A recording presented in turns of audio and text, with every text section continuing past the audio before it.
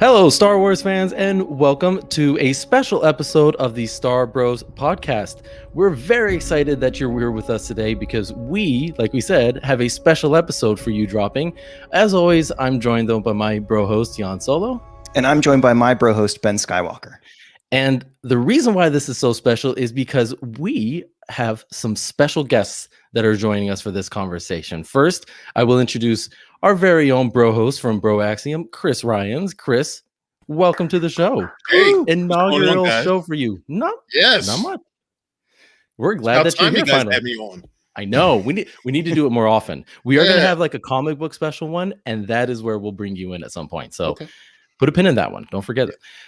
And other special guests, and no offense, Chris, like this one feels really special to me. So I'm going to put a little way more special than me. Way more. Yeah, but we're so glad you're here too. But we have from the Father and Son Star Wars podcast, Keith and Kerwin Yarde. Gosh, I almost forgot their last name. Keith and Kerwin Yarde, who are joining us today. We are so glad to have you guys. Thank you very much. Thank you. Yes, and this is a special one because we're all from Pennsylvania. Hey, we are. Wow, so it's pretty cool. It's very good to have you on the show. How are you guys doing? But we're not spread out. We're like very close, like all within like acceptable driving distance. So. It's really cool. Yeah. Except for apparently Chris doesn't want to drive out to visit me, but that's another point for another time. But Kerwin, Keith, how are you doing today? We're great. We're great. Thank you. We're honored to be on your show.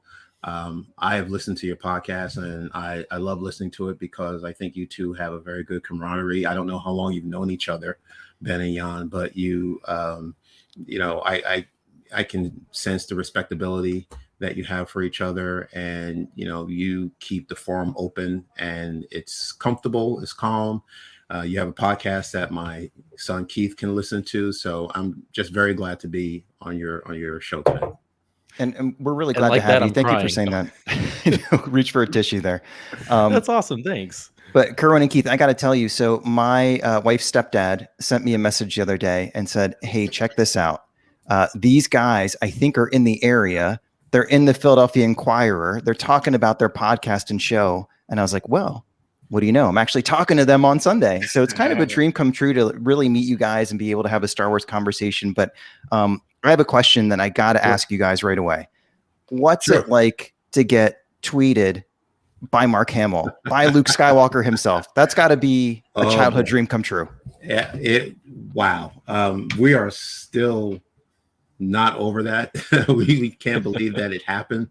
We're still talking about it today, and we're probably going to be talking about it for a very long time, but it was just amazing. That's one that you got to print and frame behind you. You do have to do something like that. Yeah, absolutely. Yeah. I just couldn't believe it. Mark Hamill, as you know, he is very prominent on Twitter, on social media, and he doesn't do shout outs that often. So we were very, very honored that happened. And we have to give credit to Stephanie Farr, who is a journalist that wrote the article for the Philadelphia Inquirer.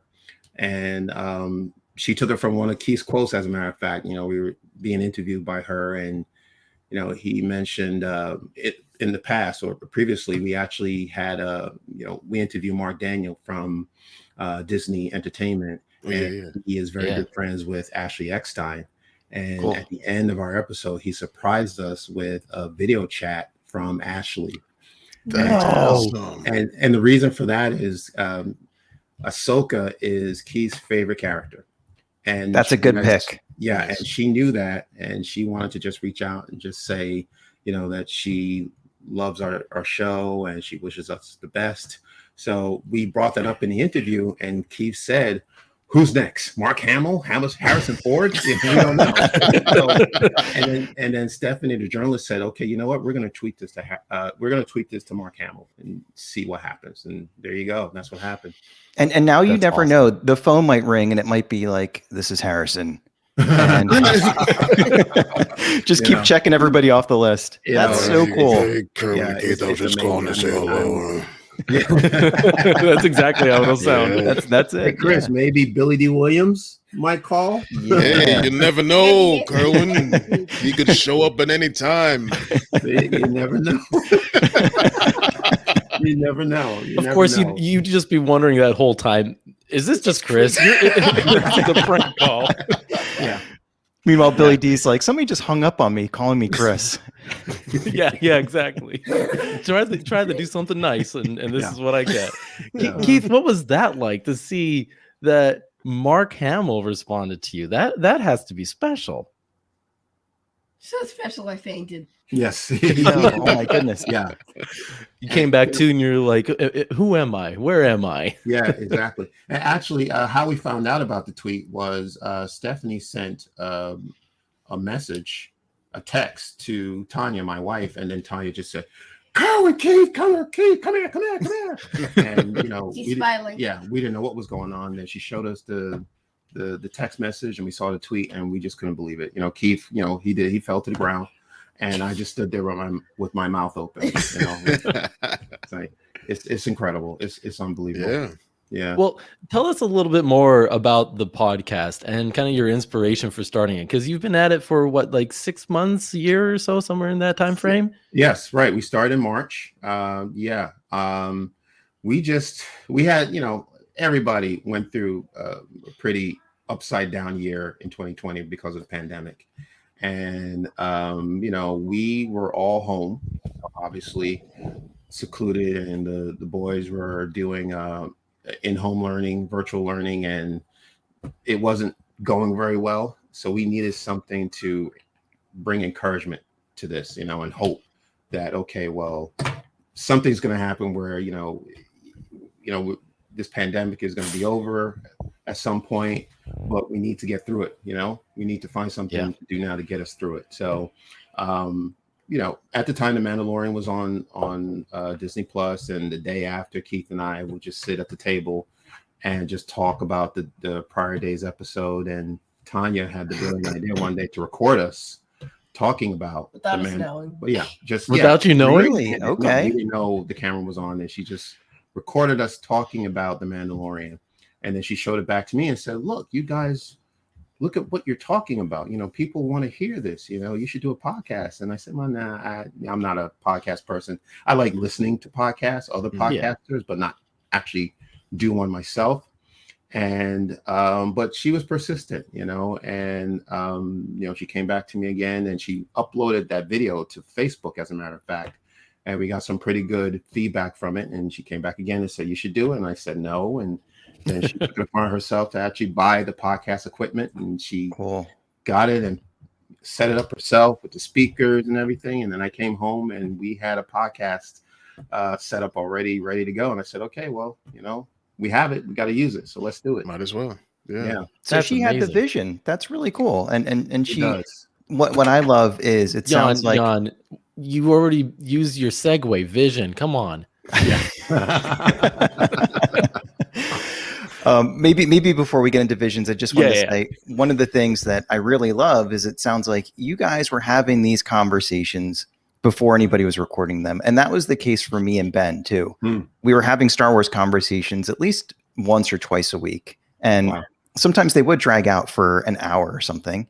And I think they probably looked a little bit like when we go to the comic book shop, when we talk to Chris about comics, like we're having these conversations in a genuine, authentic way and just really enjoying them. And at some point during the pandemic, we decided, let's figure out how much it would cost to grab a couple microphones. And I don't think we really need to buy expensive software. Maybe we can set this up on our own.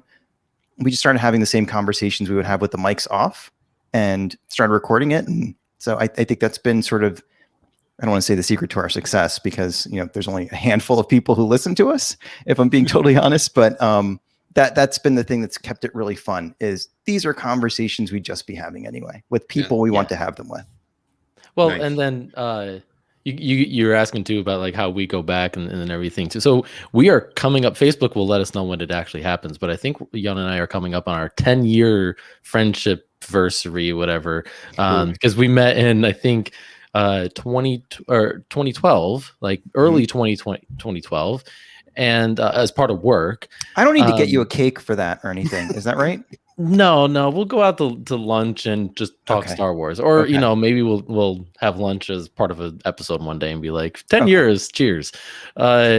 But we we talked a little bit about, hey, yeah, I like Star Wars. You like Star Wars? Yeah, I like Star Wars, and that was mostly it. After that, it was just work stuff. But then when Force Awakens came out, that's really where it took off. And Jan's like, I got tickets for opening night. You want to come? I'm like, yes, I do. And then like we had this conversation, and it just every movie, I was like, sorry, honey, I'm going to see this with Jan. I'll go see every other movie with you, but I'm seeing Star Wars opening night with Jan.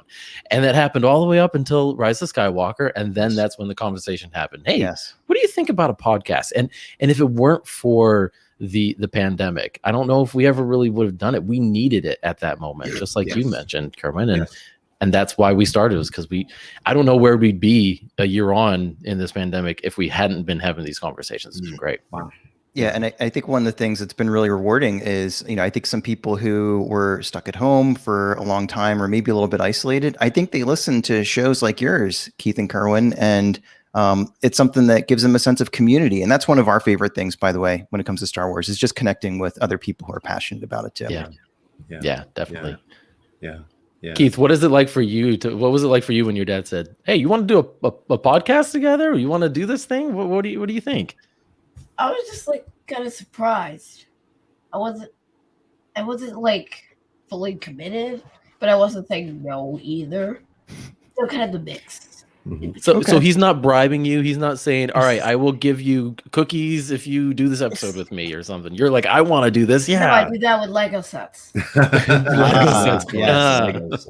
I knew there was a kick. There was some kind of, there's something else in it for you, right?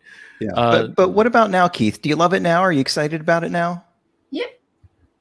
Excellent. It's awesome. Yeah. Awesome. Yeah, because we get to talk about so many things, right? Yep. Yeah. Talk about some of your favorite books or movies or shows. Yeah, we just did Adventures in Wild Space. Mm-hmm. Great. Okay. Yeah. Chris is like, yep. That's my man. Yep. Yeah. Now, Keith, let me ask you a question. As a kid who is steeped in this like fully realized culture of Star Wars, because when I was, how old are you, Keith? Now 10-ish. 10-ish? 10 in December. Yeah. Okay. Oh, you don't want me to tell him? 10-ish. Okay. 10-ish. Coming up. 10-ish. Those double digits are important. When I was 10-ish, at a certain point you stop rounding up, by the way. Yeah. You'll stop that at some point. You like, I'm in my 30s. I'm in my 40s. Yeah. When I was 10-ish, like at that point we just had the 3 movies, and I think the Ewoks cartoon and the Droids cartoon, and maybe some of the old Marvel comics. And I was sated to a degree, because I mean it was Star Wars. I just took in everything. I keep saying, like, 8-year-old me would not know what to do with himself in this era of Star Wars, with all the entertainment that's coming out, with everything on Disney Plus. There's new comics every week. There's a new show, all that kind of stuff. We have so much stuff to look forward to. What's it like as a kid steeped in this, as a Star Wars fan?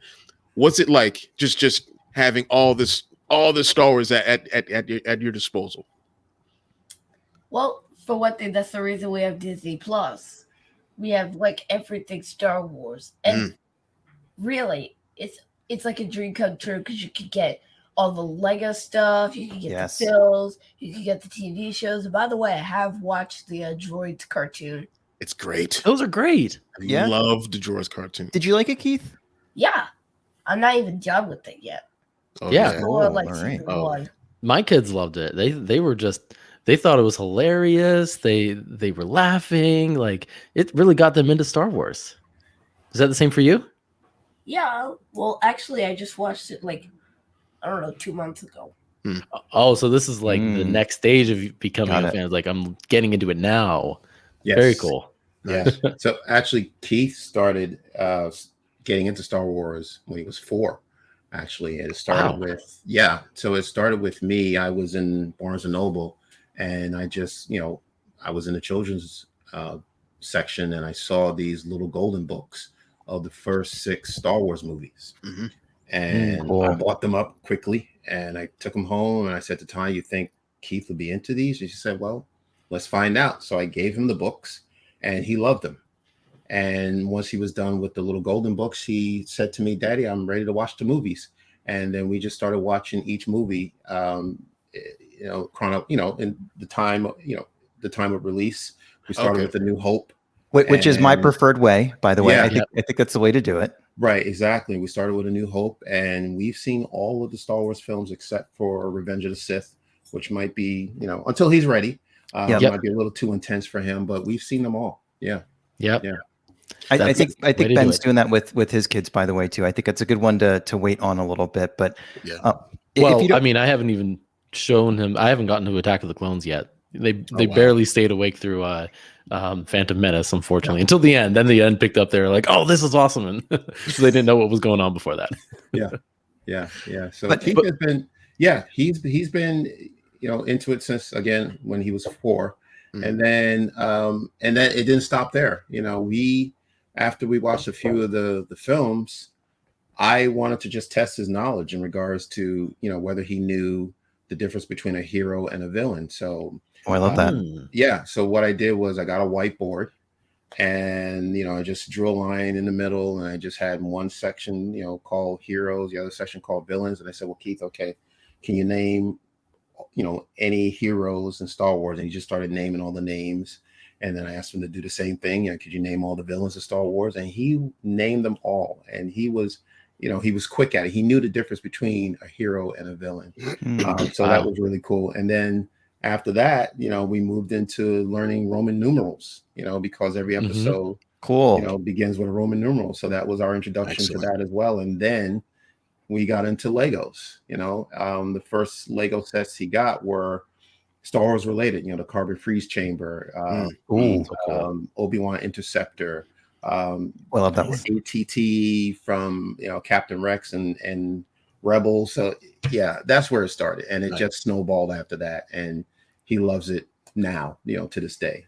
Nice. Very Well, cool. I'm glad, Keith, that we don't have anything to worry about in terms of you going to the dark side, that your villains from your heroes. That's right.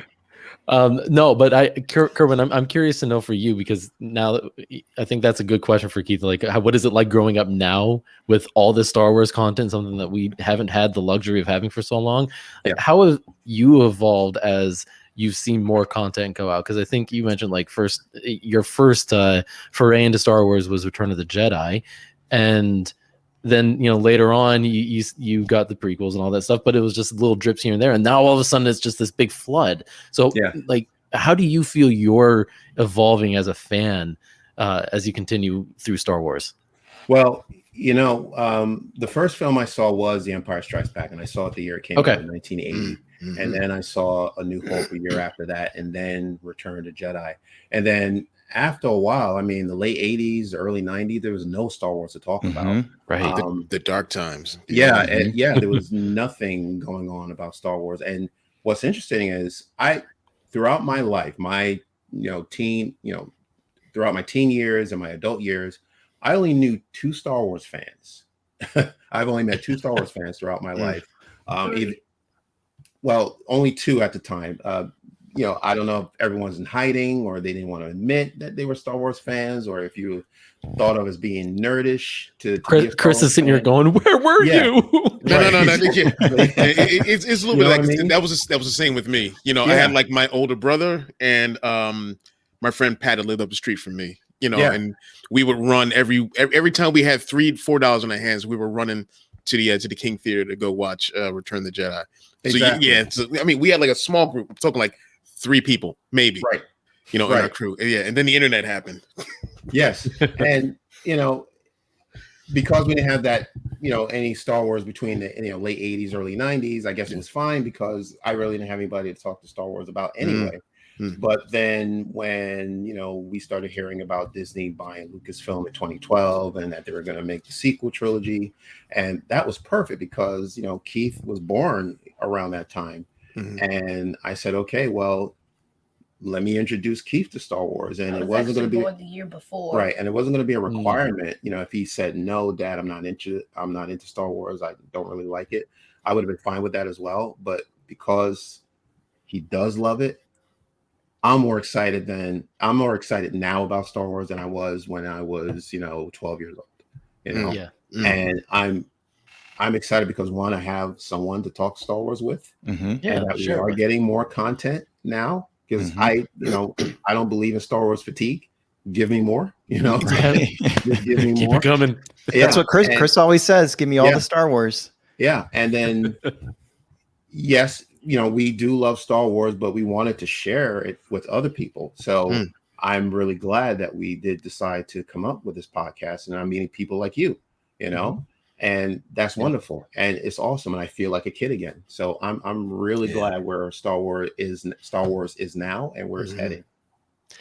That last bit about like becoming a kid again is exactly how it's felt for me. And it's not like becoming there's a difference between like tapping into your inner child, and like becoming a child, totally different things. But like I feel like I can be a little bit more who I am because of the podcast and because of the opportunity to, like you said, to meet others in the community. And it feels like, maybe it just feels like we're being Keith all day, what it's got to be like for him, right? Yes.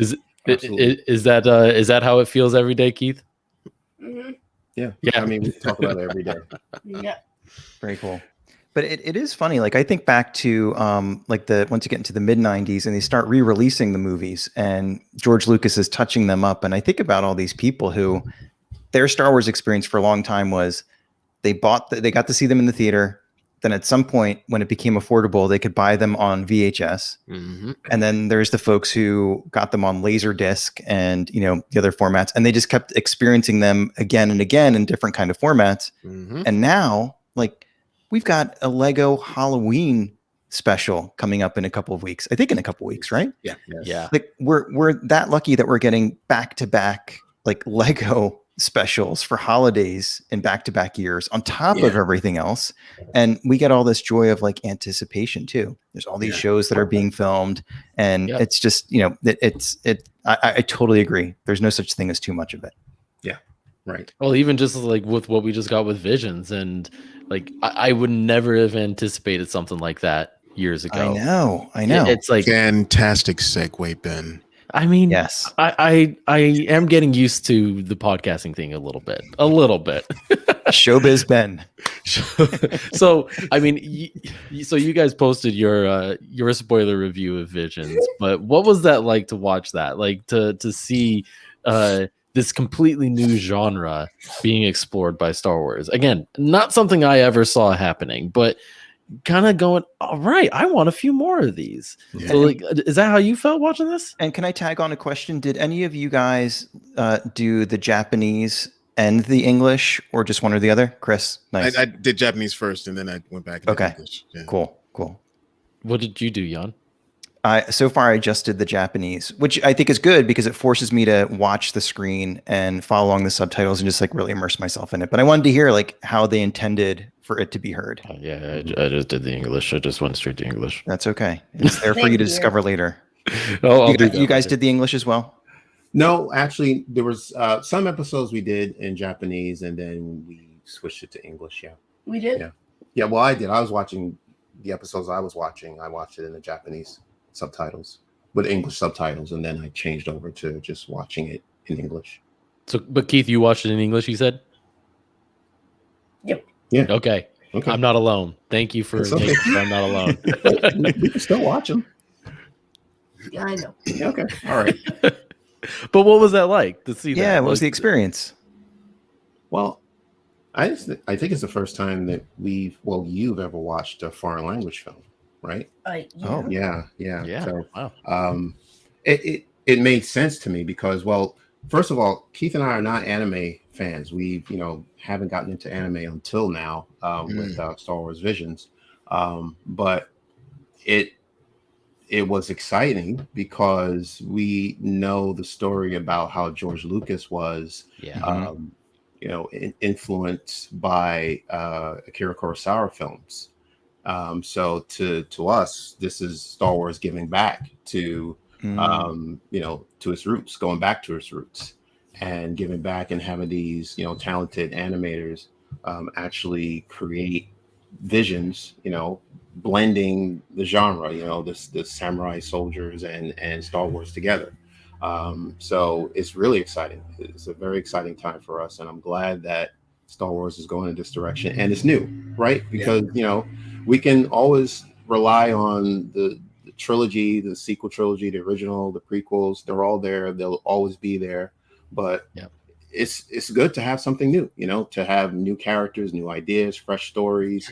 So this is wonderful. This is where Star Wars needs to go, Yeah, and it needs to venture more pockets like this. It just makes me wonder how many untapped pockets exist out there, like different ways of telling stories that we haven't seen before. Yes. And yeah, I'm all for it. Would love to see some more of it. And there are a few episodes for me that just I watched them. I went, can we get that story, like the rest of the story before that, after that, the details in between, because there was expand so it, much. blow it out. Yes. Yeah, make more of it. The duel, everyone's been talking about that. Like that one's a lot of people's favorite, and I know there's a book coming out. But even like the Ninth Jedi, oh man, that one. Yeah. That one was so fun to explore, where it's like 200 years in the future, right? Like, give me more of that. Yeah. Mm-hmm. I was saying to Jan before we started recording, like I'm not much for a Star Wars multiverse. Like it's like not so much for or against it, but the story of the twins, that's a story that if they do a multiverse, I need that world to be more fleshed out. I need to know everything that's going on with that one, because it has such a fantastic start. Yes. And it had a great beginning. And by beginning, I mean the end of it, because there's so many ways you can go with that story. And I would love to see more of that one. Same. And definitely the Ninth Jedi. That's definitely another fantastic one, which is another beginning story, which I would love to see more of. Yes. One that surprised me was La Pinocho, the one where it's the father and daughter, and they accept that one. Again, I can't remember anyone's names. I've only seen them the one time now, but I think that was Ocho, right? And accept her into the family, and then there's that big rift between them. Like that was deep, and it ended on such a note that I'm like, it's not resolved. I need more. So I hope we get these stories some more. And in that one, they almost had a different way of or a different legend for the Jedi. If you think about it, because there was this saber, and I guess that saber will make someone a Jedi or something like that. Like that's a good point. Yeah, that's a slightly different take. Yeah. But I actually had a question for you, Keith, as part of this, because as part of your spoiler review, you said what was it? TOB1 was your favorite episode. Yep. And I agree. I really like that, but I don't think a lot of I don't know if it's high on a lot of people's lists I've talked to yet. So the fact that you put that up so high makes me wonder, like, what made it so special to you? Because that is really unique, I think, from your eyes to see why it's so special. Well, TOB1 just reminds me of me. He's adventurous, courageous. He wants to be a Jedi. He wants to explore. Those are the things I do. Chris is crying. And plus, he gets to leap into the air with the lightsaber. Yes. Which is great too. I do that all the time. Just Did that feel the relationship, with TOB1 and what was it wasn't the elder? I can't remember what the professor. Thank you. Yeah. The elder was the other episode. Yeah. The professor. Was that a relationship that kind of felt like this is like my dad and me together? Is that how that felt? Sort of. Yeah. It felt that way for me because, to me, it was a lot like a parent-child relationship where, the father figure wanted to protect the child at all costs. He said something like, the world it's dangerous out there and I want to keep you safe. That's what any father would want to do with their child, is to keep them safe. And, and having you could tell the relationship was very strong because the child was able to tell the father figure his dreams, what he wants to be when he grows up. He wants to be a Jedi, you know, and so the father is there not to discourage him from being a Jedi, but to just give him some advice in regards to what to do. So if you want to be a Jedi, you need to find your own kyber crystal.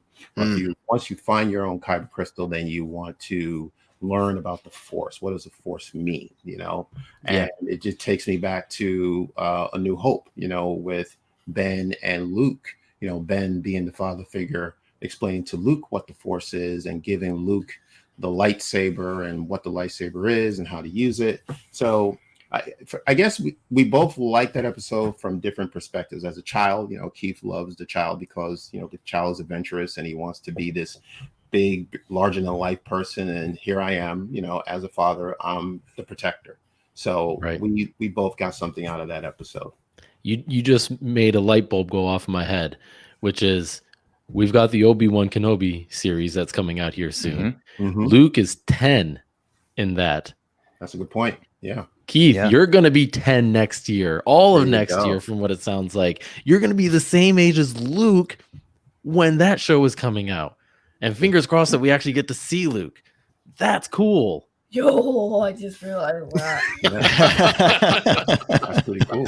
Good point. Thank you. It's really cool. Yeah, and I just read that they just finished filming that too.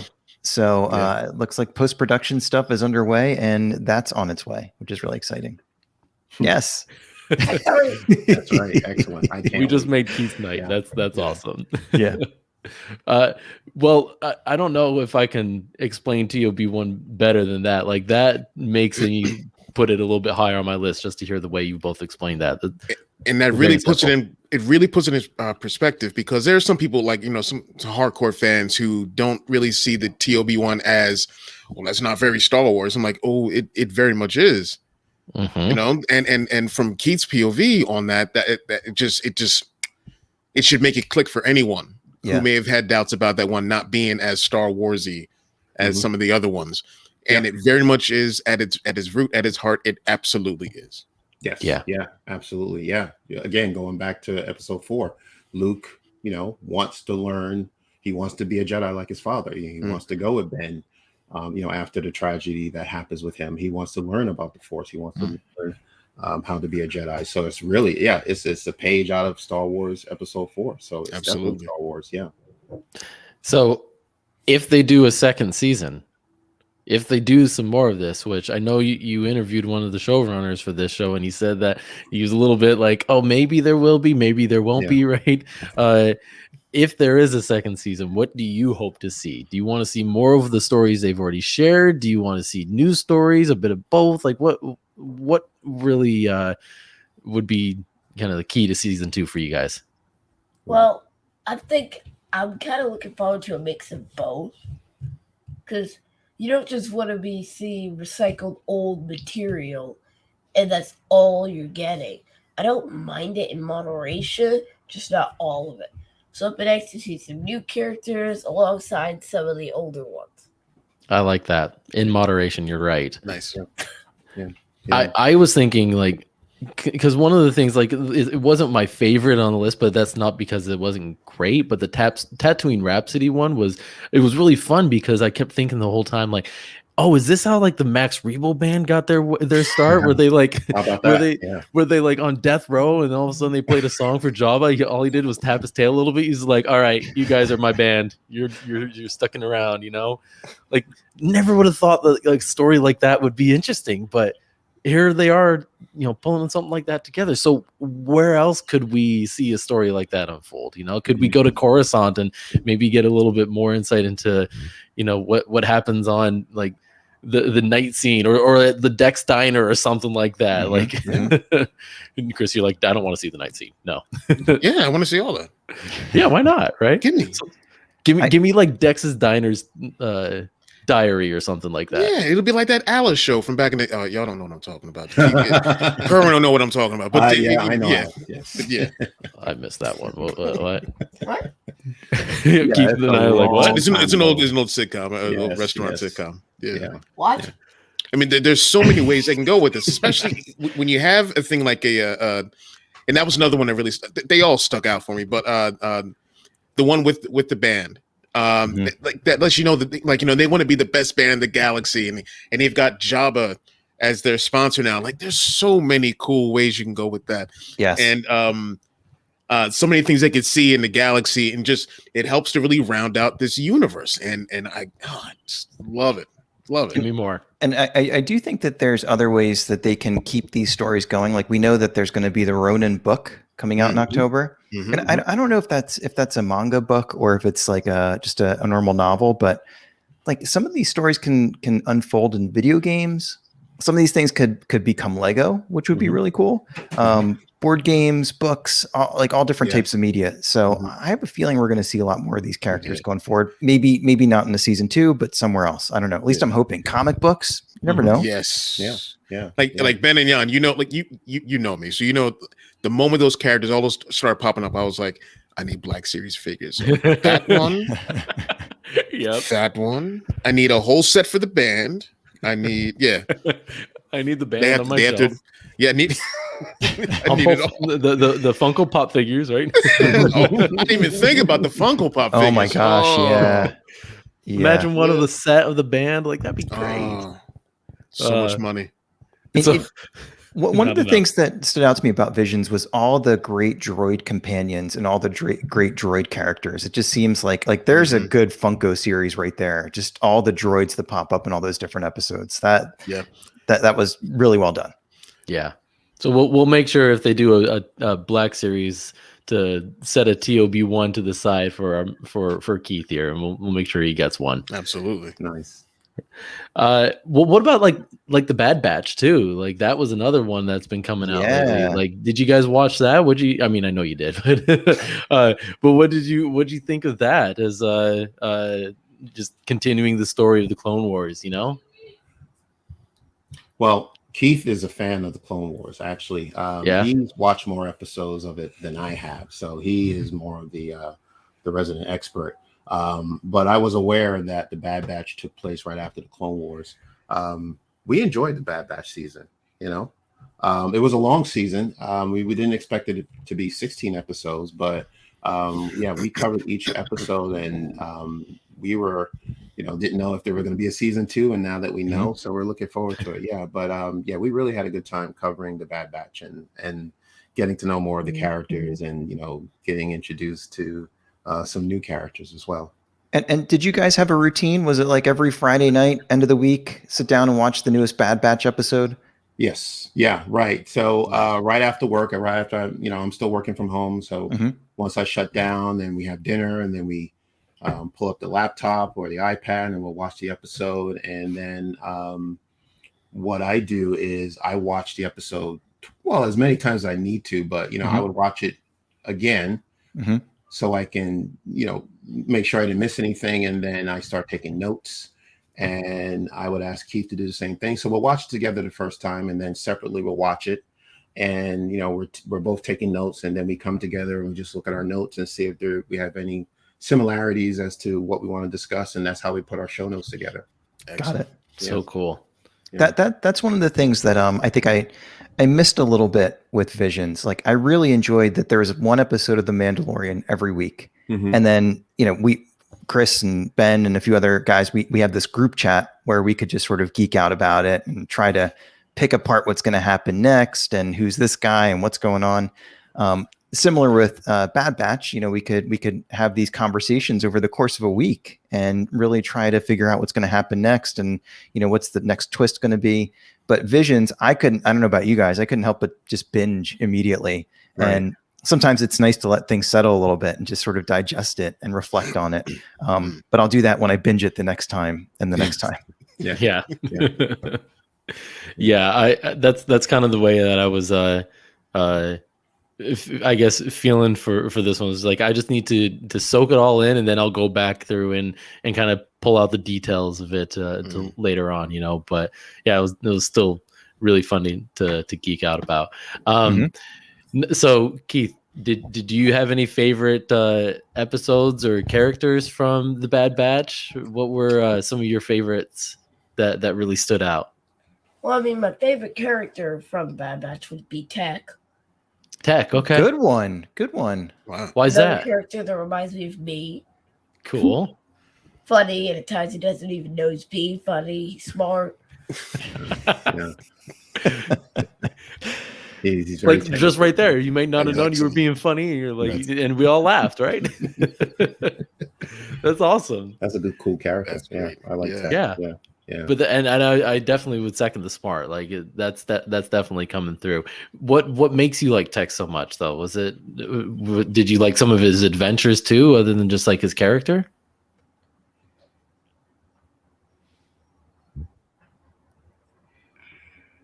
Yeah. Yeah. So how about because he's very no nonsense. You know, he doesn't really have time to do a chit chat. Like Yeah. he'll just tell you exactly what it's about. And he's not very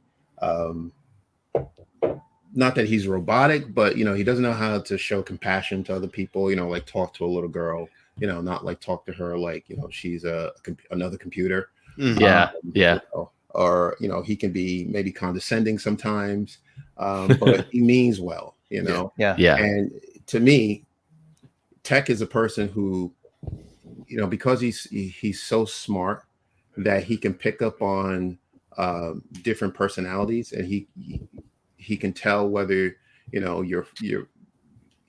he can tell you about yourself is what I'm trying to say. Because I was going back to the episode, I think it was before the last episode 15, when he was talking to not Hunter, who Crosshair, right? Yeah. And you know, they're trying to get together, and Crosshair and Hunter, you know, they both want to be leaders of the group, but they're battling each other. And Tech took it to Crosshair and said, you know, you're young, you're unyielding, and you'll never change, you know. And Tech doesn't hold back. You know, he's going to tell you who you are, based on what he's seen and what he knows. So he's that type of person that doesn't sugarcoat anything. You know, he'll tell you, you know, it is what it is, and that's the type of person he is. Yeah. And Well, and he so had one of the it's- best lines too, in the next episode after that, it's episode 16, that I'll never forget, which was the you know, he stopped Crosshair, or he was trying to kind of fix the rift between Crosshair and I think was that Wrecker, and he intercedes a bit and kind of, you know, backs Crosshair up a little bit, and then he interjects again and says, "I understand you, but it doesn't mean I agree with you." yes, And I thought that was a great great line, lesson. That's one that we all need kind of today, even. So it was, he's definitely wiser than he lets on, I think. And he's not just smart from a technology perspective. He's very wise too. Right. And you can tell it's all ones and zeros with him, but there was a line with Omega where he was very like comforting to her. I think she was flying the ship, and then he had to take over, and he was like, you know, he said in his way, like you did a great job. We'll take it from here, something like that he had said, but in a very Tech way. And if you could read through that, you could tell he was just being caring to you know, to his sister. I thought that was fantastic. That's a good point. Right. Yeah. Right. You get the impression that he's telling her that she did a good job. Now I got this. Let me take it over. Yeah. Yeah. Yeah. Like a big brother would do. Yeah. You know, may not want to. Technically, Omega's older. But... Well, that's right. Yes. Oh, boy. Yeah. As we then found out. Yeah, That's true. What was that through your eyes, Kerwin? Like, I think, like he said, like Tech is the one that stands out. Were there other characters or moments that stood out for you? Well, I would say, as far as character, Hunter. Yes, it's been a while, but it was the episode where he really excelled in his leadership, Hunter. And you know, you get to know what a leader looks like and what a hero looks like. That was when they were trying to, I think it was right before he got captured by Crosshair and the Empire, and they were trying to escape. And I think it was Gregor or either Wolf or Gregor was Gregor. It was Gregor that was with them, and they were trying to jump on the ship. So they had the platform open, and Hunter waited for the other members to get on the ship, and he waited until he was the last one to get on. And you know, the ship was being fired at, so Tech was already behind, you know, piloting the ship, and then he had to tilt the ship in order to avoid getting hit by a blaster fire. And when Hunter, at the same time, Hunter is jumping and he misses the landing platform and he falls to the ground and he gets captured. Mhm. But what I like about that is, again, as a leader, he wanted to make sure that the lives of other people are put first before his life. Absolutely. Yeah. So that's something I never forgot. And when we were when we were reviewing that episode, it reminded me of Star Trek 2. I don't know if you saw Star Trek 2, The Wrath of Khan. Yeah. There was a line in it when Spock was talking to Kirk, and he said, the needs of the many outweigh the needs of the few or the one. And that quote came to mind because, again, it's the same thing that, you want to put the needs of the ones, others before your needs. And that's exactly what he did. And to me, that is what leadership looks like. We've done it. We've brought up Star Trek on a Star Wars podcast now. Oh, yeah, sure. Yeah, that was my first time, too. It won't be the last time. I love it. It's all great. Yeah. That's same. No, and that it was funny. It was like I don't remember, probably like 8 years ago now when I finally watched Star Trek 2 for the first time. Like my dad was like, "You have to watch this thing," and and part of it was because like we had just gotten the Star Trek Into Darkness not too long before, I think, and so it was my dad going, "Let me show you the real Khan." Exactly. That's right. And I'm like, come on, like I think Benedict Cumberbatch pulled off a good Khan, and then I watched that one. I'm like, okay, I get your point. Like that was a pretty good villain right there. So but I agree with a lot of those points, and it's ironic too, because I feel like, again, a lot of adults I talked to related most to Hunter and felt a bigger connection with Hunter. And so I think that's what's so interesting about your guys' podcast too, is that you get the view of Star Wars through two different eyes, two different generations. Yes. And that just brings a whole new perspective and is a good reminder to all of us that all Star Wars fans that these stories aren't all intended for just you. And they're not intended to be one dimension. Correct. They're intended for a bunch of audiences, and to keep us entertained, but to get the next generation also interested. And there's something for everyone in them. And I think there's something for everybody over the course of their life. And as you grow up and mature and experience different things, you relate to different characters differently. I mean, when I was a kid, I couldn't relate to Obi-Wan Kenobi at all when I saw him in A New Hope. And now as the years are starting to go by, like, I think there's a lot of really admirable stuff that he does that, hits home a little bit differently. So one of the things that I love about Star Wars is as I revisit it, as my life goes on, I see new things and I see those different dimensions that were maybe not available to me yet when I was a little kid or at some other phase of my life.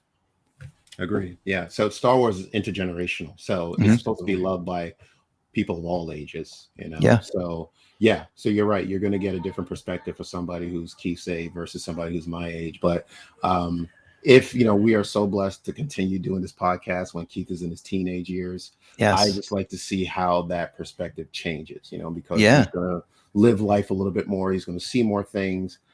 I just can't wait to see what Keith of 16 years old is going to be, versus Keith of 10 years old.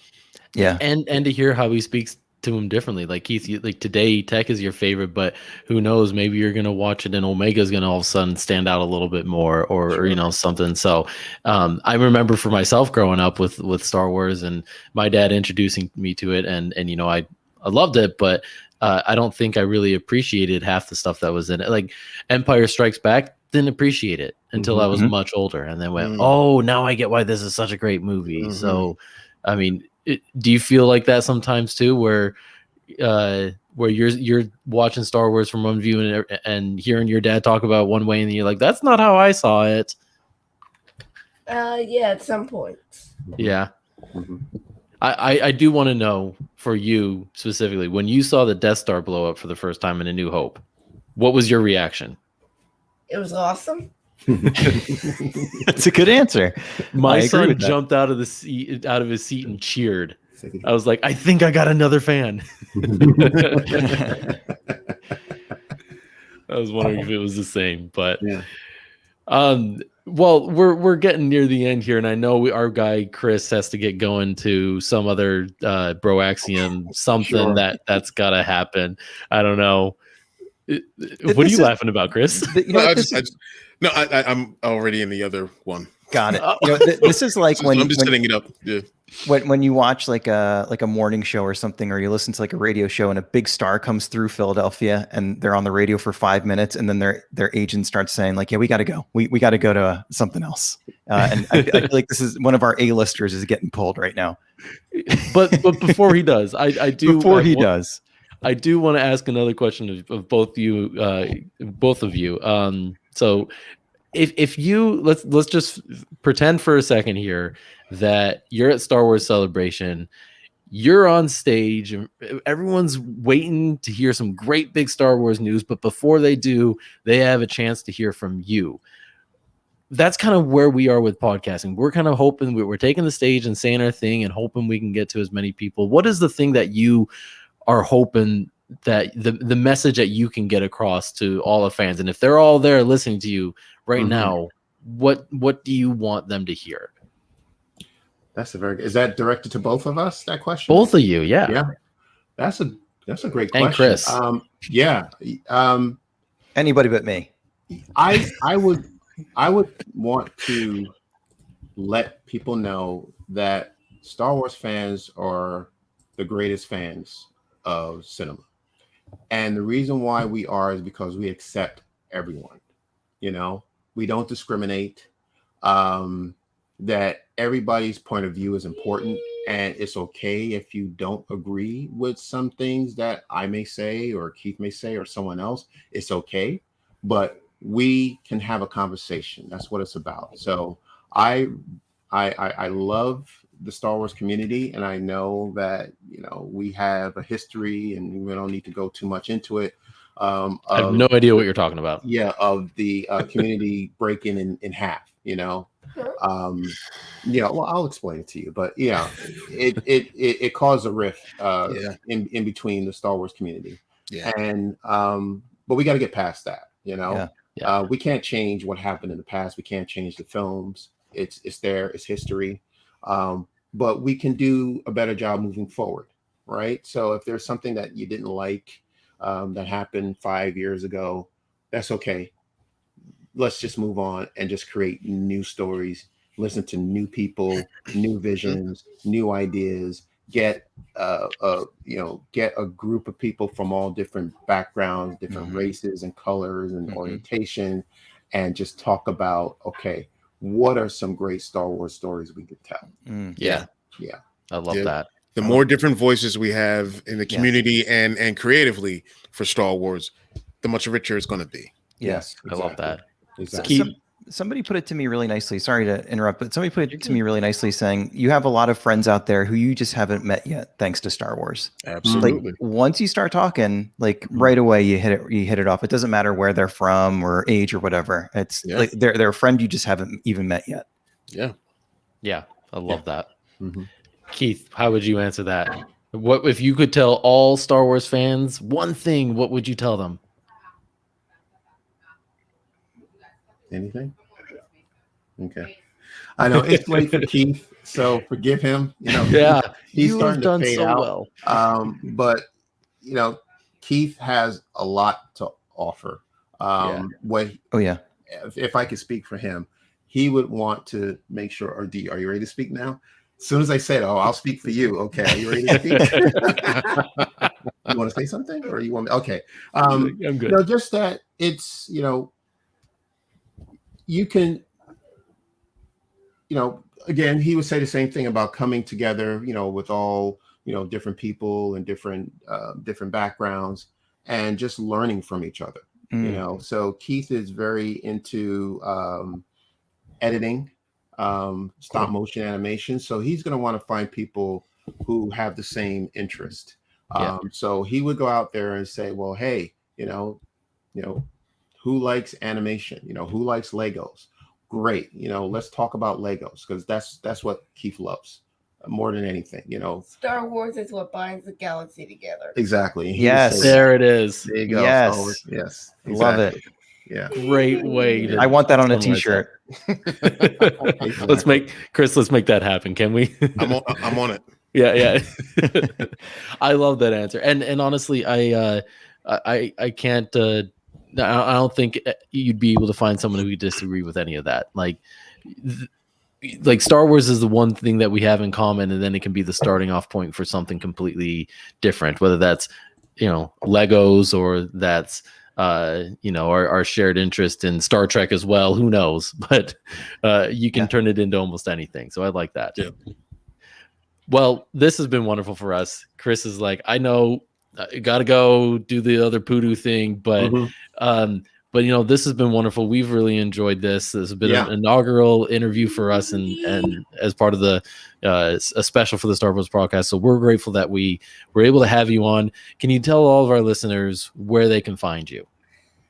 So I memorized this part. Yes. Apple Excellent. Podcast, Google Podcast, Spotify, Stitcher, Radio Public, Amazon Music, Audible, or wherever you get your podcasts. Follow us on Facebook.